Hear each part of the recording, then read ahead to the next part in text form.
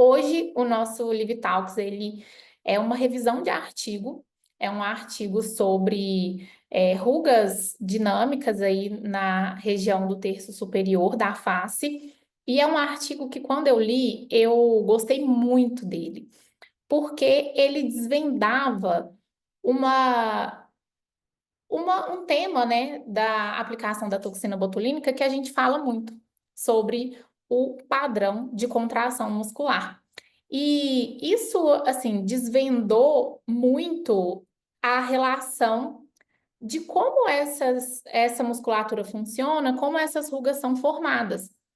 Então, por exemplo, a gente analisando pacientes, diferentes pacientes, a gente vê e não existe um padrão único de contração. As pessoas não têm rugas iguais, né? As rugas as rugas dinâmicas, né? As rugas de expressão, elas vão sendo formadas de diferentes formas. Algumas pessoas têm rugas bem lineares, né? Que a gente até brinca que são como se fosse um bolo de rolo, que vem aquela ruga bem certinha na testa toda, de fora a fora.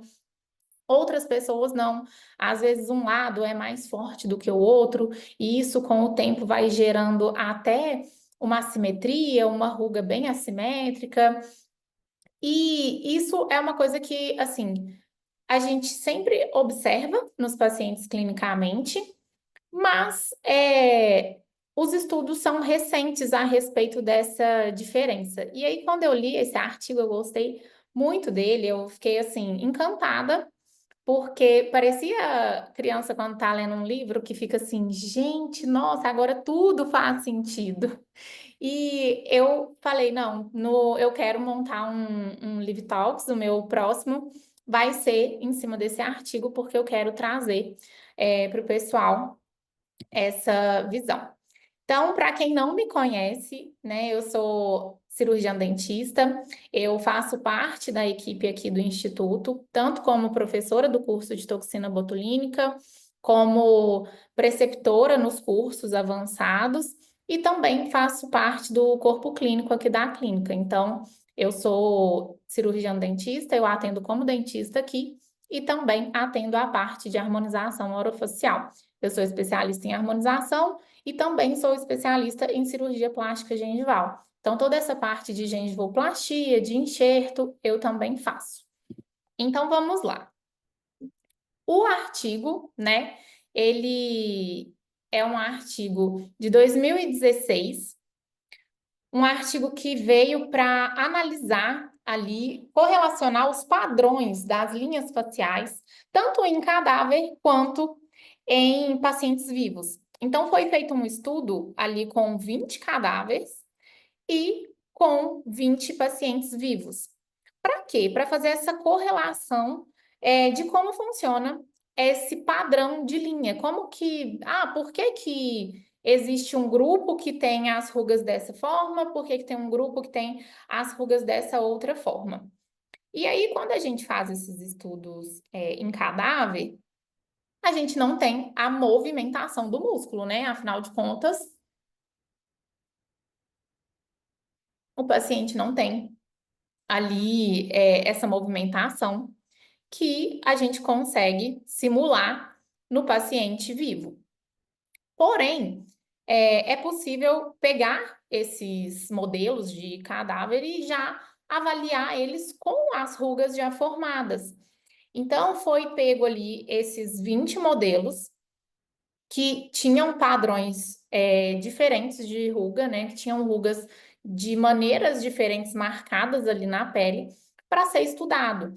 E aí eles trabalharam através de uma dissecação. Então foi feito dissecação para poder avaliar a região de músculo frontal, a região do músculo corrugador do supercílio e prócero, forma ali a região da glabela, e também a região orbicular dos olhos.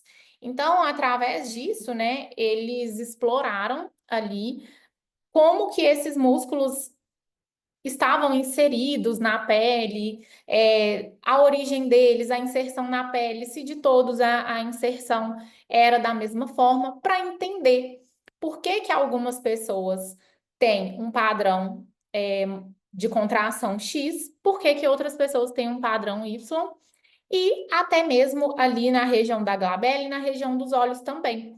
Eu não sei se vocês que estão me assistindo já trabalham com a toxina botulínica, mas isso é uma coisa muito comum que a gente vê em consultório. Tem pacientes que têm uma glabela muito forte, onde todos os grupos musculares ali têm uma movimentação muito forte, e tem pacientes que não. Tem pacientes que, quando você pede para fazer uma expressão de raiva, uma expressão de sério, para juntar mesmo ali as sobrancelhas, o paciente nem consegue fazer essa movimentação, porque ele não tem força ali naquela região. Então, o objetivo foi, a partir dessa perspectiva, né, explorar esses músculos e focar nas diferenças em relação a como eles eram inseridos ali no caso do cadáver. E comparar isso com a movimentação feita pelos pacientes vivos. E aí, antes da gente trazer aí quais foram as percepções do estudo, eu queria falar com vocês um pouquinho sobre a questão da ruga, né?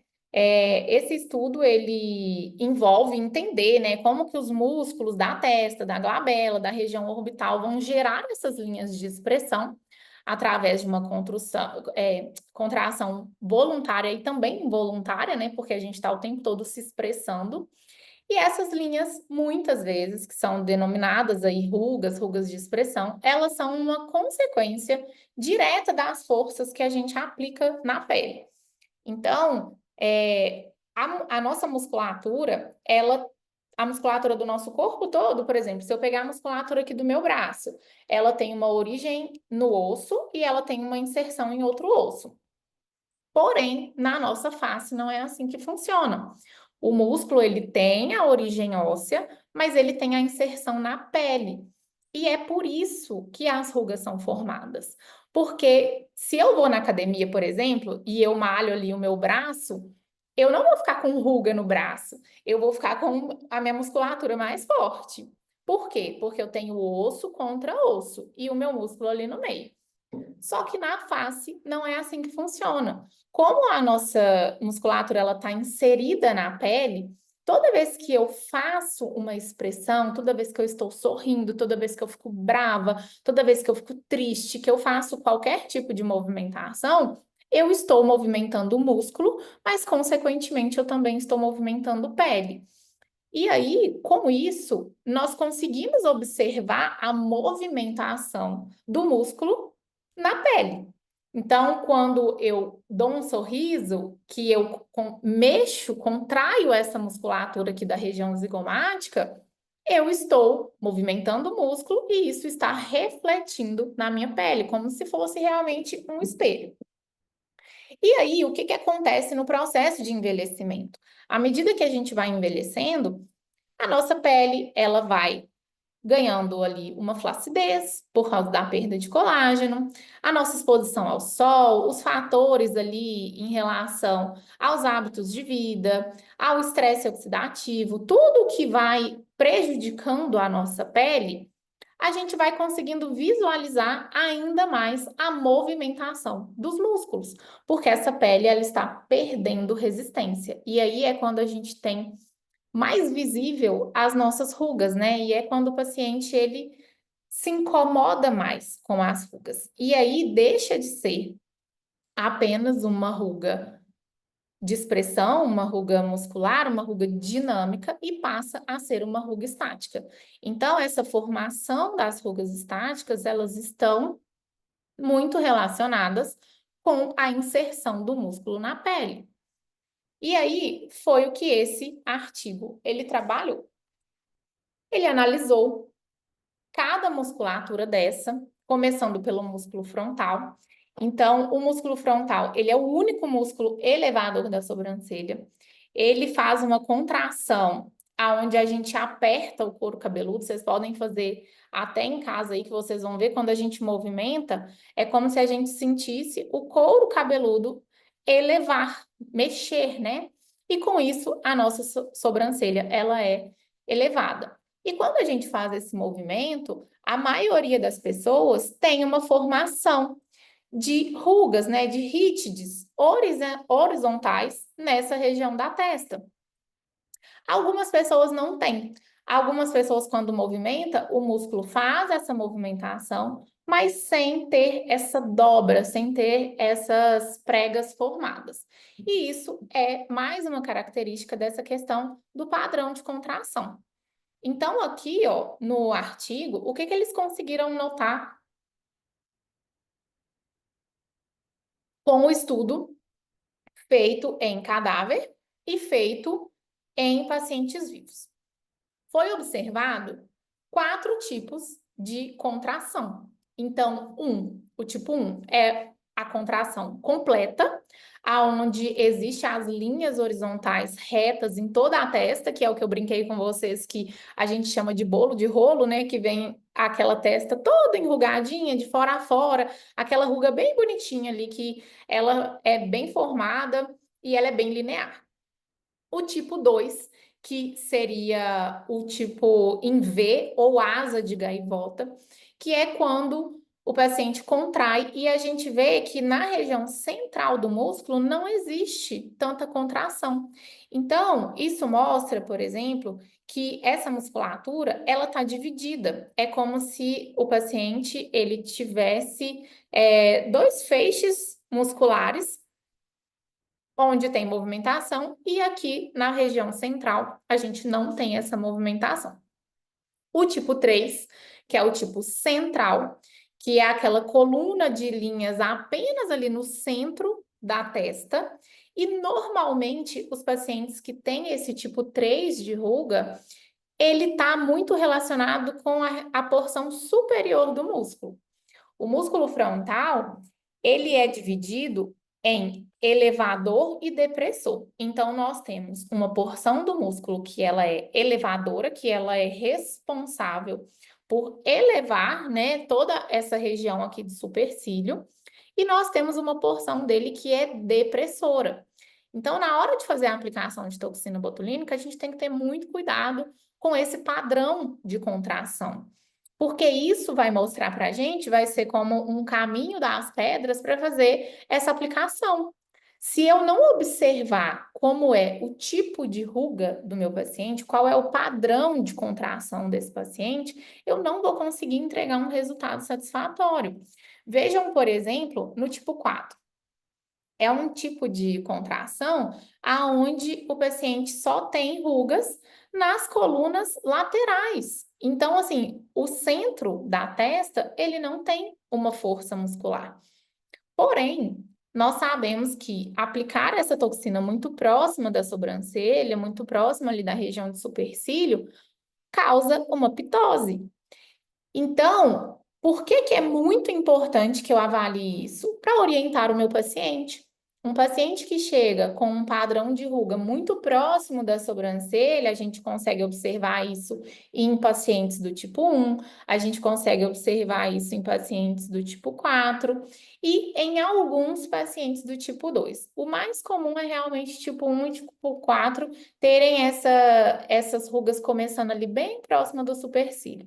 Eu preciso conversar com esse paciente e explicar para ele que ele não vai ter um resultado 100% somente com a toxina botulínica, porque eu não posso aplicar essa toxina muito próximo do supercílio para que eu não tenha uma pitose dessa região. E aí, uma outra região que foi avaliada aí no artigo foi a região de corrugador, a região de glabela, que é uma região muito complexa, né? As pessoas, eu recebo muitos profissionais no nosso curso que às vezes já trabalham com a toxina botulínica e eles falam, eu não consigo ter um resultado 100% nessa região, eu não consigo paralisar essa região 100%. E o músculo corrugador, ele é responsável pela nossa ação de franzir a testa na região central. É aquela expressão de brava, aquela expressão de sério, de quem está concentrado em alguma coisa. E ele está ali relacionado com aquela ruga do 11, aquela ruga bem marcadinha ali na região central ali da sobrancelha, mas uma ruga diferente da ruga do frontal, que é uma ruga horizontal, aqui essa ruga vai ser vertical. Então, essa região, ela é de fato uma região mais complexa. A gente precisa ter cuidado na hora de aplicar aqui, para a gente não gerar nenhuma intercorrência ali, de pitose, de pálpebra, e é preciso ter uma precisão, uma segurança para aplicar, para que a gente consiga abordar toda a musculatura. Tanto o corrugador do supercílio, o depressor do supercílio e também o prócero que vai vir em seguida, que vocês vão ver que também vai contribuir para a ruga dessa região de glabela. Então, é um conjunto de musculaturas. E aí, o que que o artigo observou? O artigo observou que nessa região nós temos 6 tipos de contração muscular. 6 padrões de contração. Então, no tipo 1, a gente vai ter o que eles chamam no artigo de taco de hóquei. Aquela ruga bem marcadinha que ela forma quase que como uma vírgula, né? Se a gente for pensar num taco de hóquei, ele tem realmente aquele formato parecendo uma vírgula. E aí ela vem uma ruga ali vertical e dá essa dobradinha ali para o lado.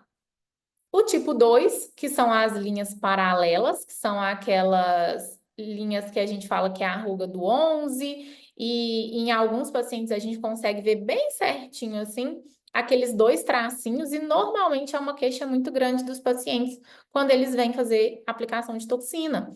O paciente ele quer tirar aquela ruga, e às vezes a gente vai ter que associar tratamentos porque a ruga já está marcada, né? É uma ruga que já se tornou ali uma cicatriz na pele. O tipo 3, que é uma linha única vertical, então quando o paciente faz essa movimentação, ele só tem a marcação de um lado. E isso pode estar relacionado com o tamanho do corrugador. Então, às vezes, ele vai fazer uma contração trazendo as suas 2 porções, né, de cada lado, formando apenas uma ruga, ou está relacionado com o paciente ter um lado da musculatura mais forte do que o outro. E nós temos 3 tipos que são chamados de assimétricos. O tipo 4, que é quando a gente tem um lado com a ruga com aspecto de taco de hóquei e o outro lado com a ruga paralela. O tipo 5, que é o taco de hóquei mais a linha única. Então, assim, a gente tem um lado com uma única linha, um outro lado que vai fazer ali uma vírgula bem forte. E nós temos o tipo 6, que elas são paralelas em ambos os lados de forma distinta. Então, assim, são 6 tipos e no dia a dia a gente consegue visualizar bastante isso, e normalmente isso está relacionado não só com a questão da força, mas agora, através desse estudo, a gente vê que também com a característica anatômica, ou seja, às vezes a gente avalia um paciente e a gente fala assim, ah, porque um lado é mais forte do que o outro. E sim, tem casos que a musculatura vai ser mais forte de um lado do que do outro. A gente tem todo um lado do corpo diferente do outro, né? E na nossa musculatura também é assim. Só que também existem características anatômicas do ponto de vista da inserção do músculo. Então, de acordo com a forma que esse músculo está inserido na pele, ele vai fazer, formar a ruga diferente de um lado para o outro. E isso é muito importante a gente observar para que a gente possa personalizar essa aplicação. Se eu aplico igual ali dos 2 lados, talvez eu não tenha um resultado satisfatório. Que é quando vem aquela queixa, né, dos profissionais. Ah, eu não consigo deixar a glabela do meu paciente 100% travada, eu não consigo deixar 100% satisfeito, não tem uma durabilidade tão boa. Por quê? A dose, ela está diretamente relacionada com a força muscular. Então, a gente precisa avaliar o paciente sempre de forma personalizada, de forma única, porque existem tipos diferentes de ruga. O prócero, como eu falei para vocês, ele tem um papel importante na região da glabela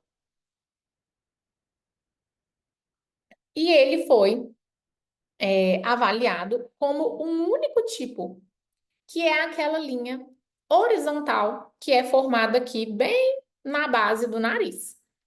Então, alguns pacientes têm uma força tanto na região de corrugador quanto do prócero, mas outros pacientes não têm.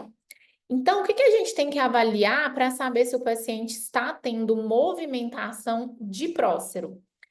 Quando esse paciente ele tem essa formação dessa ruga, desse vinco nessa região aqui na base do nariz. Por quê? Às vezes, quando o paciente ele faz uma movimentação, os corrugadores vão movimentar o prócero, vão levantar o prócero, e isso vai causar um aspecto como se a ruga estivesse aqui, como se a musculatura forte fosse essa porção central aonde está localizado o prócero, mas na verdade são os outros dois músculos que estão levantando ele. O que vai me mostrar que a força ela é do prócero é realmente essa contração aqui na base do nariz, porque isso significa que ele está fazendo movimentação, já que a movimentação dele é no sentido horizontal. E por último, da análise que foi feita aí no nosso artigo, a região orbicular dos olhos, que é uma região circular, é um músculo que envolve toda a região ao redor dos olhos. É um músculo que a gente precisa ter muito cuidado com ele, porque além da questão estética, ele é responsável pelo fechamento do nosso olho, né? Então, assim, a gente movimenta esse músculo o tempo todo, porque o tempo todo nós estamos piscando. Então, ele tem um papel muito importante nas nossas expressões faciais, mas ele também tem um papel muito importante de função. Para nossa segurança, muitas vezes, quando a gente recebe alguma luz ou algum objeto na região em direção ao rosto, nós temos o reflexo de fechar e apertar os olhos. Então, ele funciona também como um mecanismo de defesa. Então, na hora de aplicar a toxina botulínica nessa região, eu preciso tomar muito cuidado, porque eu não posso comprometer função em prol da estética. A função do músculo ela é sempre mais importante. E outra coisa que nós temos que pensar é em relação ao envelhecimento da pele. Nós não falamos que com o envelhecimento a pele vai perdendo resistência e por isso a musculatura vai aparecendo mais as suas contrações. Então, tem rugas, queixas de paciente que não estão relacionadas apenas à contração muscular, mas também à falta de resistência da pele nessa região, que é uma região muito delicada, é uma região muito frágil e que normalmente é um local que a gente visualiza os efeitos do envelhecimento de forma mais rápida. Então, aqui, o artigo ele trouxe dois tipos de rugas na região orbicular dos olhos. O tipo 1, que é abaixo lateral da sobrancelha, e o tipo 2, que é chamado de pés de galinha.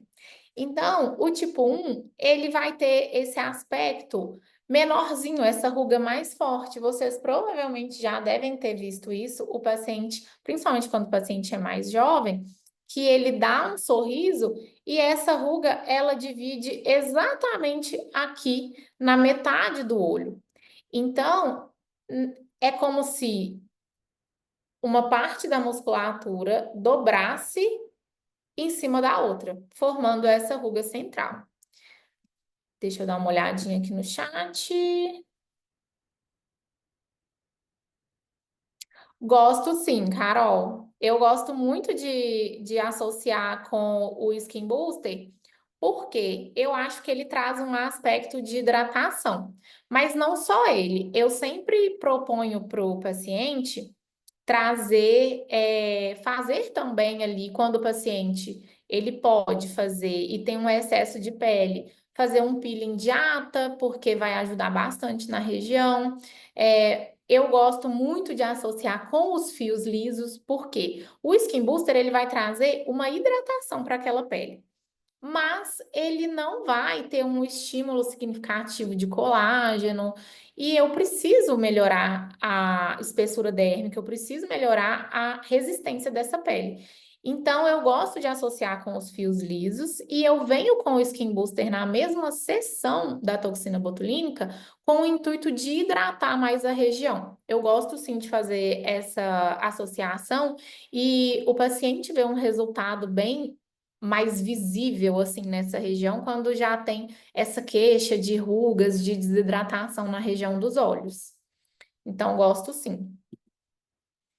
E esse tipo 2 que é os pés de galinha, né, que a gente vê o pessoal reclamando muito, são os pacientes que têm aquela contração ali bem fininha, como se o músculo estivesse todo partidinho, né? A gente vê realmente aquela ruga mais espalhada, como se ela tivesse várias dobrinhas.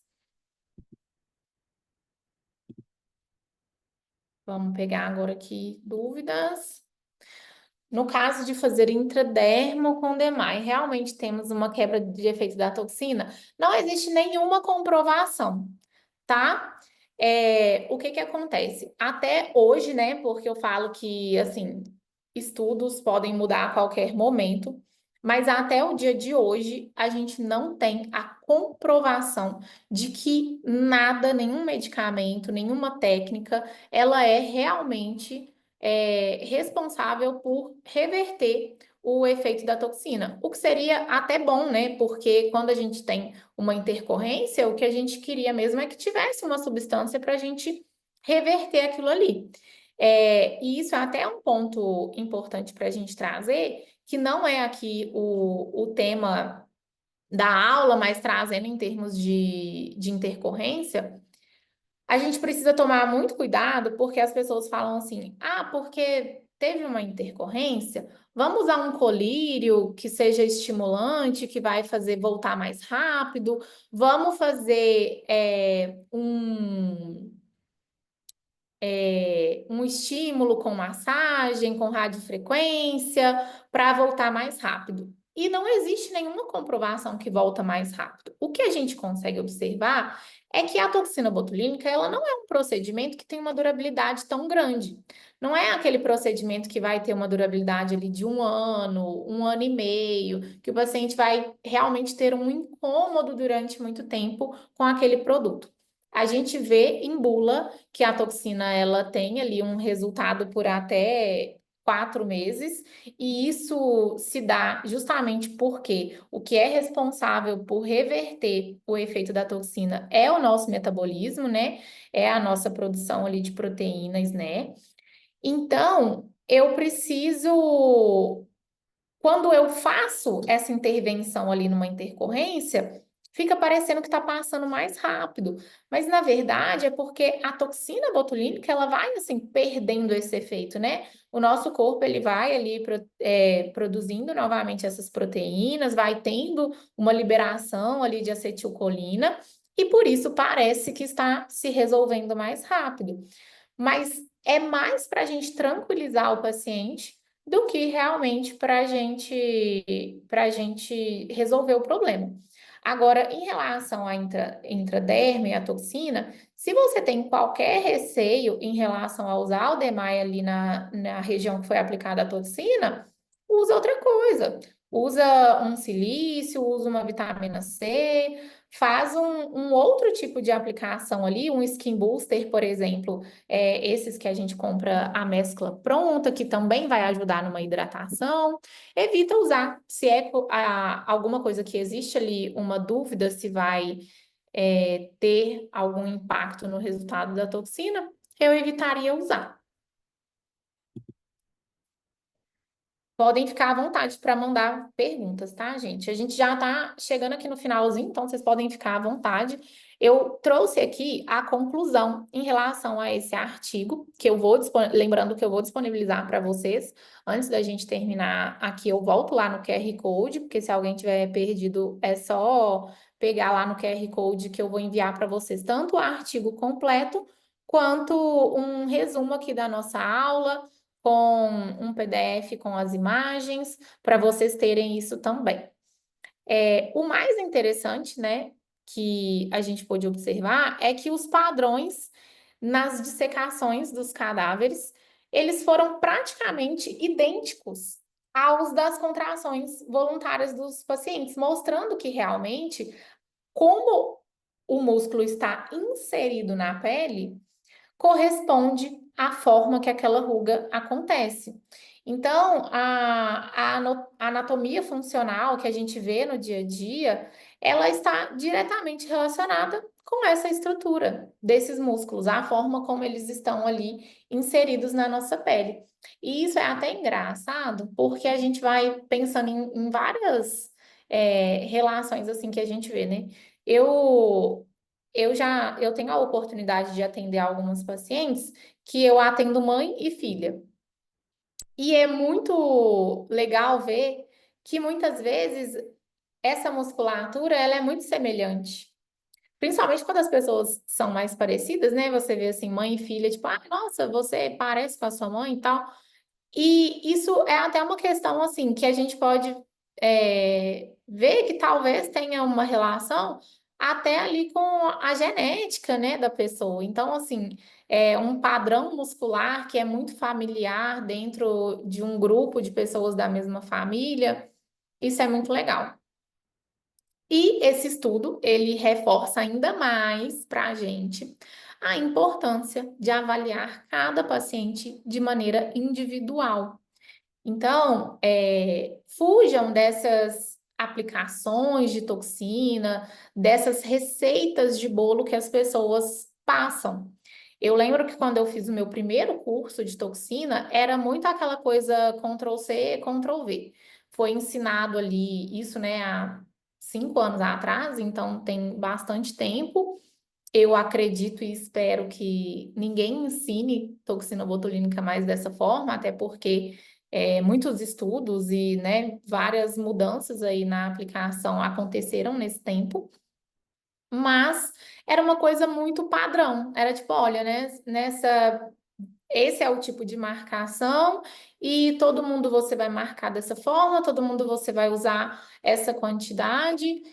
E na prática clínica, a gente vê que não funciona, né? A gente precisa realmente avaliar o paciente, ver como que aquele paciente contrai a região dos olhos, a testa, se aquele paciente é um paciente que precisa de associação de outros tratamentos, se a toxina botulínica ela vai ser indicada para aquele paciente em todas as regiões ali do terço superior.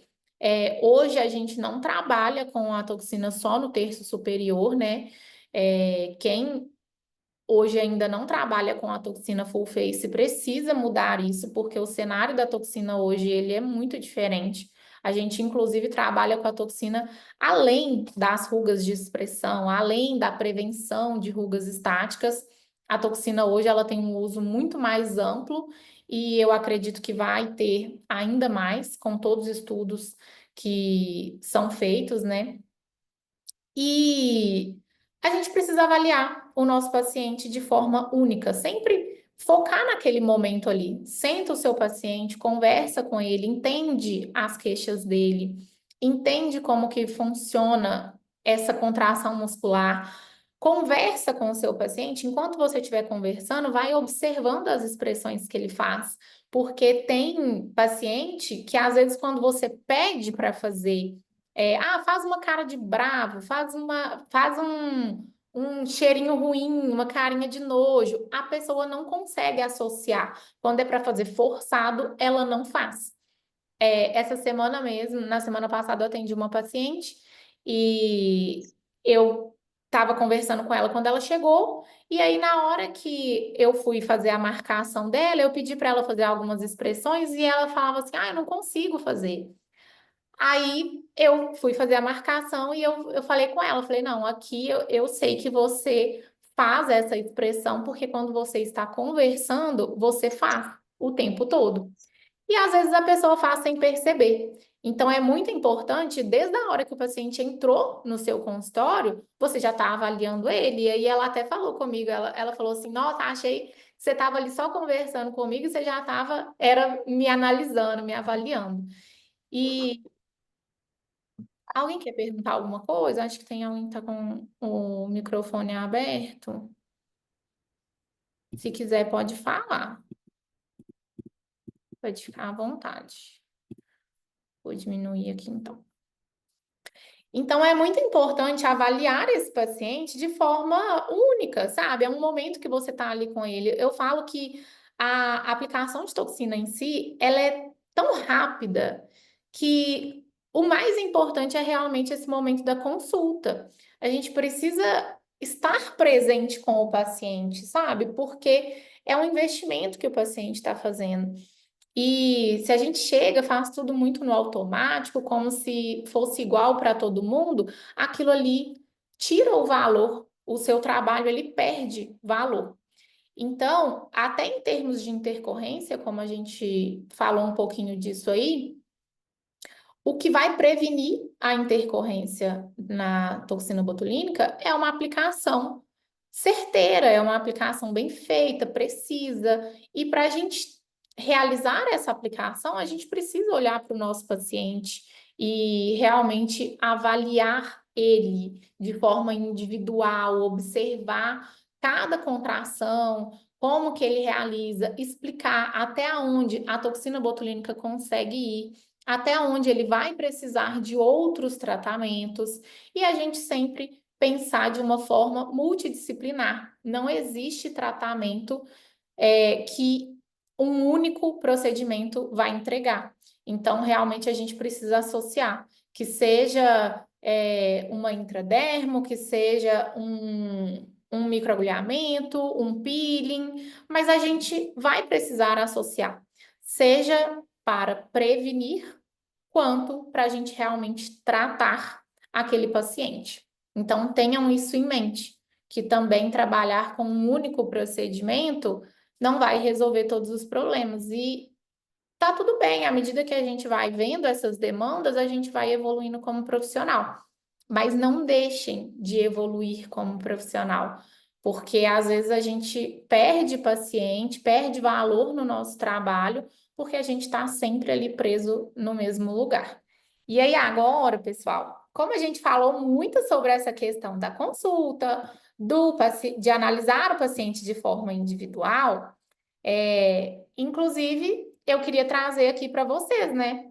A gente precisa avaliar padrão individual antes de fazer a aplicação da toxina botulínica, fotografar. Eu falei com vocês sobre a gente trazer aqui a questão de avaliar o paciente desde o momento que ele está sentando, né? A gente já até falou disso, mas fotografar e também filmar, tá? Porque o paciente muitas vezes ele faz uma expressão quando ele está forçando, mas ele faz uma expressão diferente enquanto ele está movimentando. Então, aqui é muito importante a gente fazer esse registro, tanto fotográfico quanto de filmagem, e a gente ter aqui os padrões anatômicos, né? Eles vão ajudar a prever esse resultado. Então, se você está observando que um paciente ele tem rugas muito próximo ali da sobrancelha, você já consegue prever que ele não vai ter um resultado 100% com a toxina, porque a gente não pode chegar ali tão próximo do supercílio. Então, tudo isso é importante ter esse conhecimento para você conseguir conversar com esse paciente e ele já saber o que esperar do tratamento.